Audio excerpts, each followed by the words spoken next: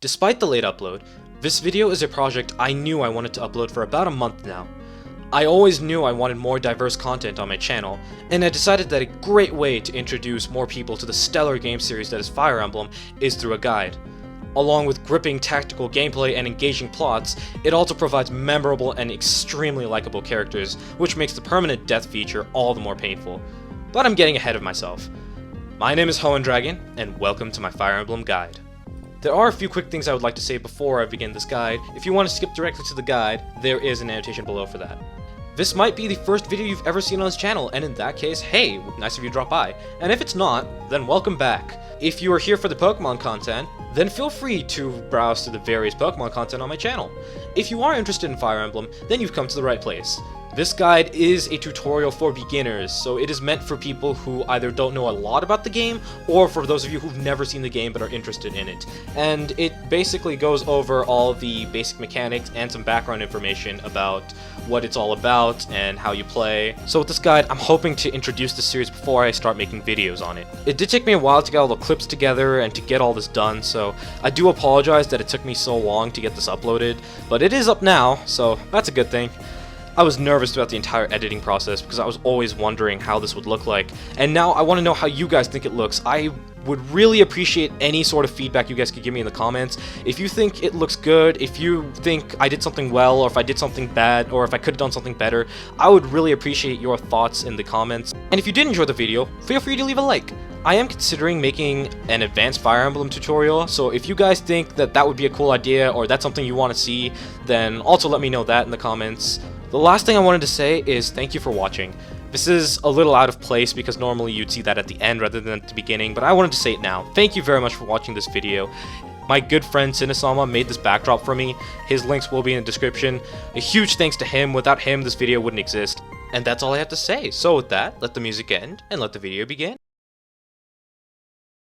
For those of you who don't know, Fire Emblem is a tactical turn-based RPG. In this game, we are given a handful of blue units and we have to use them to fight our enemies, who are the red units. There is also a third type of unit, and they are known as green units or other units.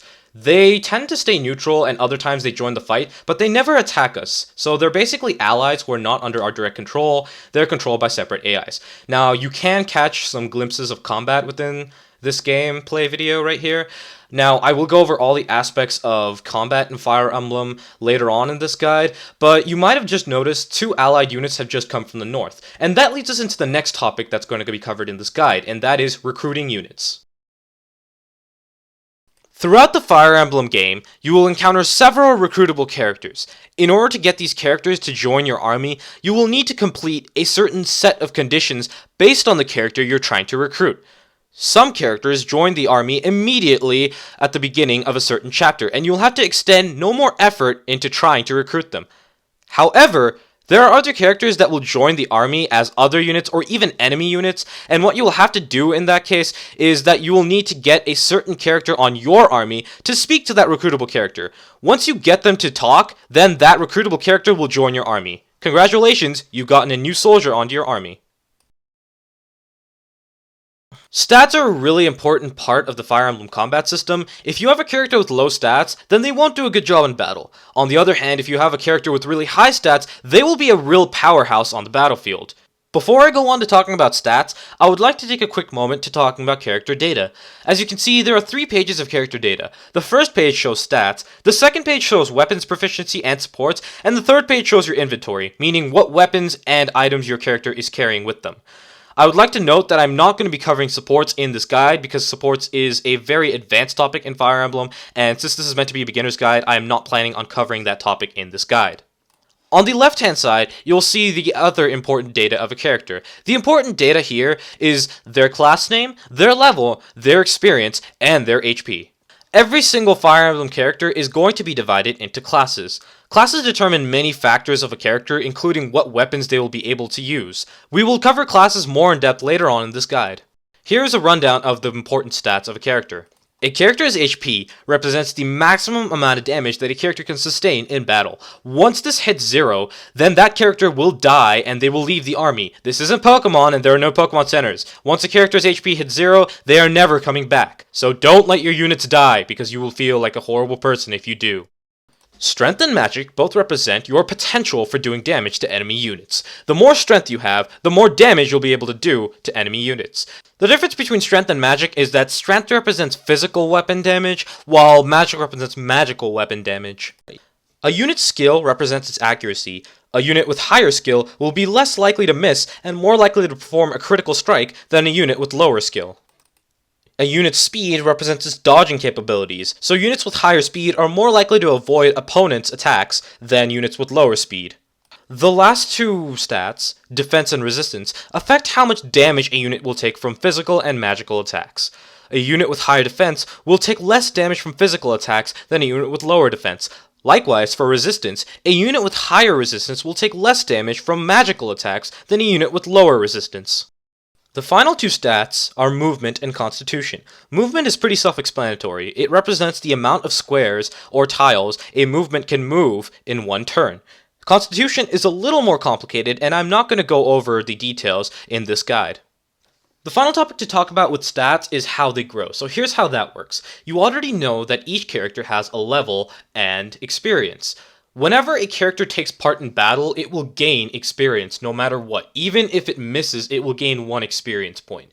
When a unit gains 100 experience, it will trigger an event called level up. So what will happen is a bright text screen will flash where it'll say level up, your character portrait will appear, and it'll show the level increasing by 1. It will also generate an array of your current stats, and it will show which ones increase. You can predict what stat will increase based on a concept known as growth rates. Now, growth rates are different for every character, and there is a growth rate for every stat.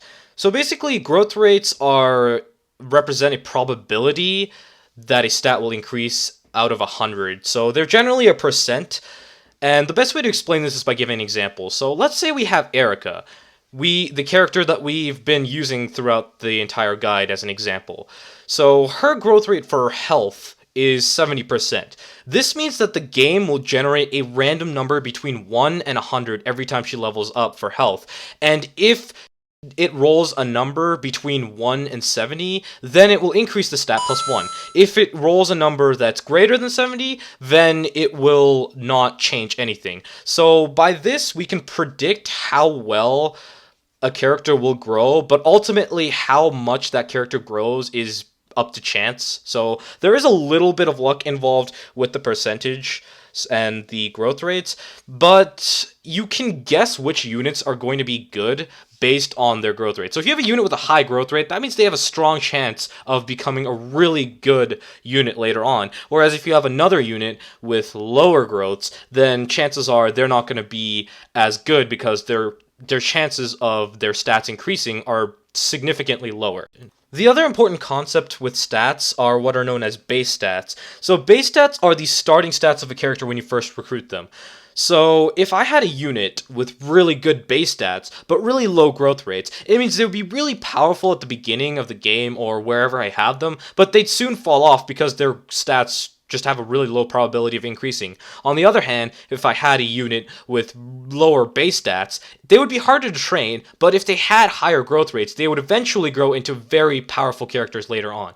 I will be talking about growth rates and base stats several times throughout my future Fire Emblem Let's Plays, so I wanted to mention them here. So those are how stats grow. Now, the other concept involving combat in Fire Emblem are weapons. In Fire Emblem, every character will be capable of wielding at least one weapon or one magical artifact. There are 4 types of weapons, but the first thing I'm going to be talking about are swords, axes, and lances. With these 3 weapon types comes a concept known as the weapons triangle. As you can see, swords beat axes, axes beat lances, and lances beat swords. What this means is this. Suppose I have a random unit with a sword attack another enemy unit with an axe. Since the weapons triangle dictates that swords beat axes, my unit will gain a massive boost to his hit percentage and also a slight increase in power, which means I'll do a little bit more damage and I'll be more likely to hit my opponent. At the same time, my opponent will lose hit percentage, meaning he'll be less likely to hit me, and he'll get a slight power drain, meaning he'll do a little less damage to me. This is known as the weapons triangle bonus, and it is a key concept to Fire Emblem because a lot of the strategy involves utilizing the Fire Emblem weapons triangle to your advantage in battles. The final weapon type is known as a bow. What's really nice about the bows is that it allows its wielders to attack from afar. So it does not have any sort of advantage or disadvantage with the weapons triangle. What it allows units to do is they can attack from a few spaces away. Now what's nice about this is that if you have a unit who is wielding a sword, a spear, or an axe for the most part, they cannot attack back if your archer attacks them. However, the downside to this is that any unit wielding a bow cannot attack from close range. So if you have a unit with an axe come at you, and if they're in close range and they attack you, your archer cannot fight back. Although they may be able to dodge the attack, they can't actually attack back. This adds to the strategic nature of Fire Emblem, because you have to position your archers in such a way that they can attack your enemies effectively, but at the same time they're not in danger of dying by counterattacks. Just like weapons, there is a trinity of magic, which functions the exact same way as the weapons triangle, with the three types of magic: light, dark, and anima. Light beats dark, dark beats anima, and anima beats light. Now what's nice about magic is that aside from the similarities towards weapons, there's also a key difference, and that difference is that any magic user can attack both close range and from far away. So by utilizing this, you can attack a melee user from far away to avoid a counterattack, and you can also attack an archer from close range to also avoid a counterattack. The only problem with this is that mages tend to be very frail, and they have very low defenses, so they do take lots of damage from weapons. So again, positioning is really important when you're using magic, and again, that all adds to the strategy of the game. The final magical artifact? Maybe type? I can't call it a weapon, because that's not what it is, but the final type of magic, they are known as staves. Now, staves perform lots of utility, but they never do any sort of damage whatsoever. There are several different types of staves, and those are pretty advanced, but the most common type of stave is a healing stave. So your units can use these in order to heal your allied units, however, they cannot attack back if they're attacked. So it is important to also keep them away from the enemy, because you really want to keep your healers. They're pretty important. Aside from staves, weapons, and magic, there are several other items in the Fire Emblem universe with varying effects. In fact, there are so many that I'm not going to be able to go over all of them in this guide, otherwise this would probably be like a 30-minute guide. However, I will be going over how you can get those items later on in this guide. I'd also like to point out that there are other ways you can heal your units aside from using staves. There are items known as vulneraries that you can use to restore 10 hit points onto a particular unit. The final few things we're going to be talking about with weapons are weapon statistics and weapon rank. Starting with statistics, whenever you check your details of an item, which the controls vary based on what Fire Emblem game you're playing, but whenever you try to check the details of a certain weapon, you'll get a screen like this, with the exception of staves, because staves you're not actually doing damage. So they'll have ranks and they'll have ranges, but they won't actually have any might, hit, or crit. The first thing we see on the help screen is what type of weapon we're looking at. So as we can see, we're looking at a sword. The next thing on the right of it is the weapon rank, and this will always take the form of a letter between A and E. That's something that I will go into more detail after we finish talking about the rest of these stats. The range in this case is 1, and that shows that it's a melee weapon. You can attack from 1 square away, and you can't attack any other way. So if you're going to an enemy, you have to be next to them. With bows, you have to be 2 spaces away generally, so you'll have to be 2 spaces away from an enemy in order to attack them. So that's what range is. Weapon weight is a somewhat complicated stat, and it's not super important. It ties in with the Constitution stat that I mentioned earlier, and I also said that I'm not going to go over it in this guide. The bare bones of what weight is, it basically decreases your speed when you go into battle. So if you have a heavier weapon, you're going to have a lower speed going into that battle than if you had a lighter weapon. So that's what the bare bones of what weight is. Might, which is MT, abbreviated MT here, is in our case 8, and the higher the might of your weapon, the more damage you'll be able to do. So the 3 main deciding factors that go into how much damage you'll deal to your opponent are the strength of your unit, the might of your weapon, and the defense of your enemy. Now, something to note, the more might your weapon has, chances are it will also weigh more, and it'll also have a lower hit percentage depending on the weapon. And that is what we will talk about next. Hit is the base hit percentage, meaning it is the likelihood that I will land an attack on my opponent before factors such as skill and my opponent's speed come into play. We will see a little more on hit percentage in the next part of this guide, so if there's any confusion about what it is, it'll be cleared up in the next part of this. And as you can see, crit is 0, which means it is the base crit percent. It's very similar to the hit percent of our weapon. This will determine our chances of getting a critical hit without factoring in our character's skill. The final underlined weapon stat is durability. As you can see, the number on top represents the amount of uses I have, and the number on the bottom represents the maximum uses. Now, once the durability hits 0, your weapon breaks and you'll have to use a new weapon. For this reason, it's important to carry multiple weapons so that if one of your weapons breaks, your unit is not completely defenseless. And with that, we are done with weapon statistics. So the last topic we're going to talk about is weapon rank. In the weapons and support page, it shows you all of the weapons your character is capable of using, as well as a rank. So as you can see, Erica is only capable of using a sword, and her rank is C. This means that she can wield any sword with rank C or below. The minimum rank for weapons is E and the maximum rank is S. The way you gain weapons experience is by going into battle using a particular weapon. So if I took Erica and I put her into battle, she would automatically gain weapons experience for a sword. Now, keep in mind that if you have a character who can use multiple weapons, they can only max out one weapon. As in, if you had a character who could use swords and spears, then they could only max out one. So they can either have an S rank in swords or an S rank in spears, but not both.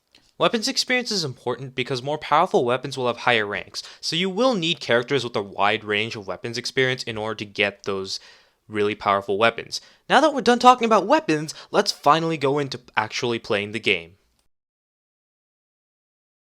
This is the battle preparation screen. With this screen, you can pick your units, manage your items, check the map, and position your units on the battlefield. This screen will appear at the beginning of most chapters. You are limited to the number of units you can bring to a battle, so it's up to you to choose which units you want to train and which ones you want to have sit out for the battle. Since Fire Emblem is a turn-based game, you have to take turns with your enemy in order to move your units. When your enemy gets the chance to move their units, this is known as the enemy phase. When you get to move your units, this is known as the player phase. There's also a third phase for other units, but if there are no other units on the field, then that phase won't exist. But if there are other units, then there will be a third phase after your enemy phase, known as the other phase, and during this time, all other units will make their moves. During the player phase, your units can perform many actions. Some of these actions include moving, attacking, trading with other units, and using items. The most basic action any unit is capable of performing is waiting. A unit can move onto a square and simply wait there, thereby ending their turn until the next phase. After 17 minutes of talking about everything else, we're finally talking about attacking. When you move your unit in range to attack an enemy, you'll receive a screen like this. This screen details 5 important things. It'll show both your HP and your opponent's HP. It'll show the amount of damage you will do to each other. It will show your hit percentage and your crit percentage. Finally, it will show your weapon type advantage, or if there are any. Now, as you can see here, I have a weapon type advantage because I'm holding a sword and my enemy is holding an axe. Therefore, I will get an increase in hit percentage and I'll get a slight increase in power. When you go into combat, a screen like this will appear. The attacker will attack first, and then after they have finished their attack, if the defender is still alive, he will counterattack. And based on your hit percentages and your crit percentages, you can hit, miss, or crit. Although I've mentioned critical strikes a lot throughout this guide, I've never actually gone over what they are, so now's a good time to do that. A critical strike deals 3 times the listed damage. As you can see here, this unit deals 21 damage instead of 7 damage. This also applies to magic. The only type of magic that does not utilize crits are staves. You cannot critical heal someone, as awesome as that would be. The last 2 topics in this guide are terrain bonuses and how to get items. Terrain bonuses are located on the bottom right box. On certain tiles, you will get extra defense and avoid. As you can see, plains do not offer any bonuses in defense or avoid. However, if we change to the forest tile, we can see that we get an extra defense point and 20 avoid. The avoid basically drops the weapon accuracy by that amount, and it applies before speed and skill affect accuracy. However, terrain does affect your movement. For example, in order to pass onto or to pass through a forest tile, you will need 2 remaining move tiles as opposed to 1. Different terrain have different effects. You can hover over them with your select panel in order to see what effects they'll give. Although I'm not going to go over every single type of terrain, the mountainous terrain is noteworthy because only flyers and certain other units can pass through it. The last topic in this guide is how to get items. Now, if you look on the screen, you'll see two important buildings. On the right, you'll see an armory, and on the left, you'll see a shop. Armories exclusively sell weapons. They sell various types of swords, axes, spears, and bows. When your weapon breaks, the best place to come to in order to buy a weapon is an armory.